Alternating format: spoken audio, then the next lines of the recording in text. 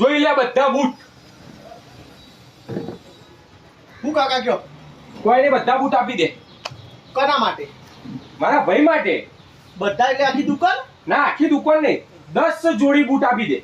10 જોડી? હા. કઈ ટાઈપ ના આપું? બધી ટાઈપના, બધી વેરાયટી અલગ અલગ ને. અલગ અલગ? હા હા હા તે હાલ તો બેહો યાર. હા. તે ચમ 10 જોડી બૂટ? મારો ભાઈ પરીક્ષામાં પાસ થઈ ગયો. વાહ, કોંગ્રેચ્યુલેશન. Thank you. તે કેટલા ટકા લાવ્યો? 36. 37? હા. એટલે 35% તો પાસ થાય. આ તો 1% વધારે આવ્યો ને. અને યાર સમજ્યા ના તમે? હવે નપાસ થયો હોત તો એના એ ધોરણમાં મારે ખર્ચો ના કરવો પડત.